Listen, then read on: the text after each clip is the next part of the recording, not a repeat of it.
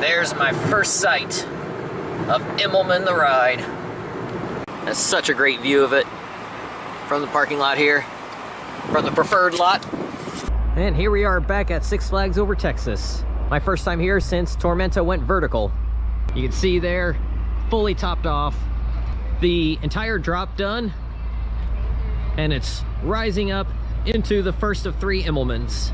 But it is coming along nicely, and I gotta say, this is a spectacular sight. I know when I said it's almost a giga, or I call it Immelman the ride, I'm doing it tongue-in-cheek. This looks incredible.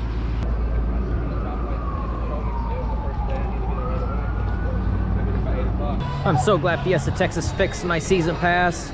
Everything went real smooth here. Now I have to make sure it works on the dining plan and drink plan too. But for parking and admission, got right in, no problem. So my first park visit of 2026. First roller coaster ride of the year, New Texas Giant. I ended 2025 with Iron Rattler, and I start 2026 with New Texas Giant.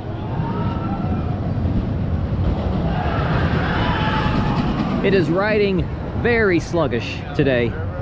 It's still a great ride, but it's got potential to go a lot faster than it's going right now. Then again, that's how it's been riding for me for the last couple years. And I've said that the line just keeps getting longer and longer, and oh boy, is it a long line today. I got in when it wasn't that long, but it built up fast.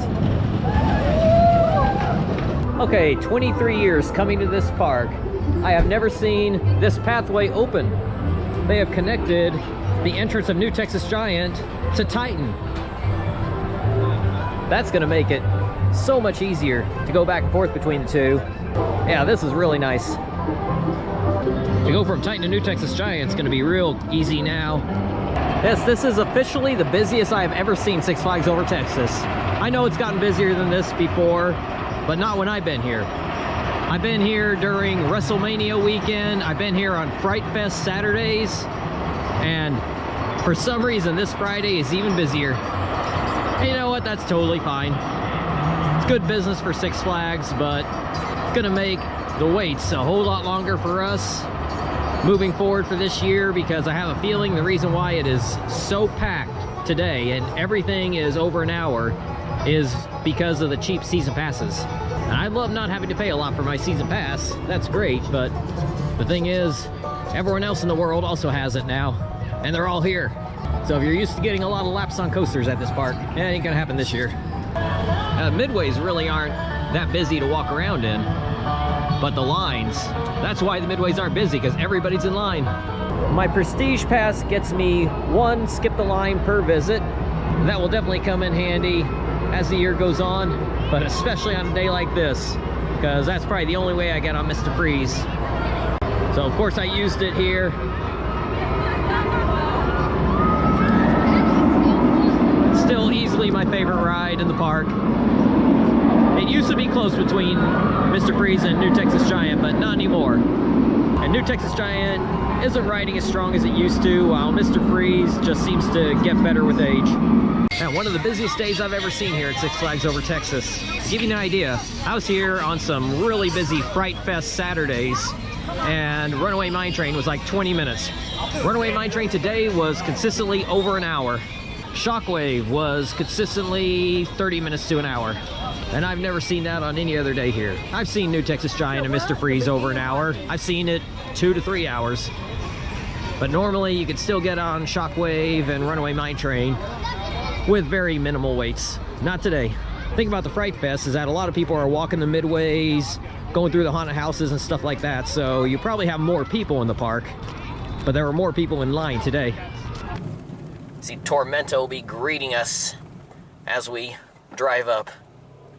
What an incredible view to have as you're coming into the park.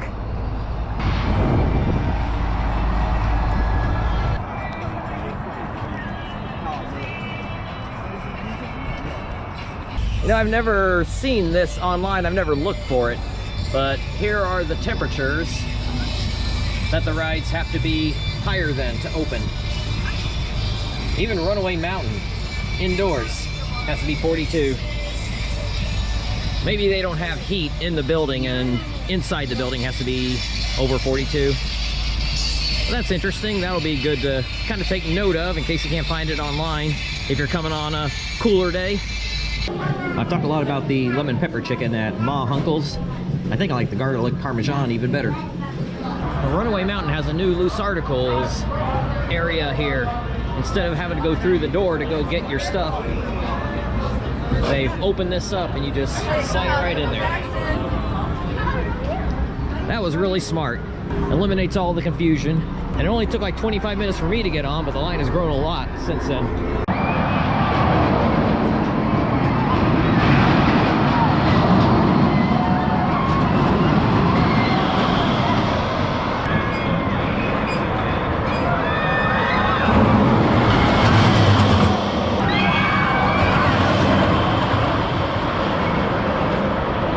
Shockwave just as great as ever. But again, it's got a long wait today. Not as long as yesterday. It is quite busy on this Saturday, but not as busy as yesterday, Friday. There was something weird going on yesterday. One of the busiest days ever at this park, and it wasn't a Fright Fest Saturday. Even though they're not doing any of the shows anymore, it's still nice to see everything lit up. But this will all be gone after tomorrow. Of course, because the park will be closed for 2 months. I guess the weather around Dallas in the winters has been getting colder and colder, so just doesn't make sense for them to be open in January and February anymore. So I used today's Skip the Line on New Texas Giant, and I decided to go for the front row, and I'm reminded why I almost never do the front on that ride. It is so much weaker in the front compared to the back on every single element. Even on coasters that might be overall better in the back, you'll still find probably 1 or 2 elements that hit a little better in the front, but not on New Texas Giant. Every single element hits way better in the back.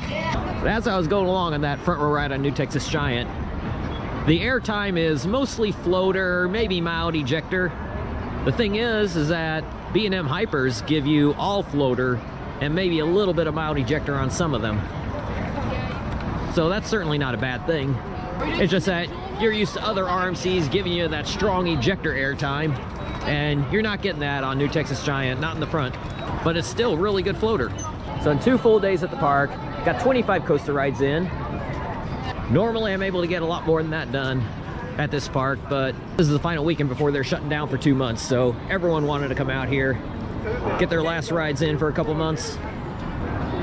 And with great weather, makes sense that it was crowded.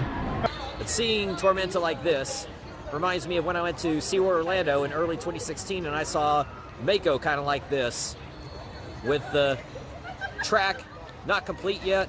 That was pretty cool to see this as a work in progress point.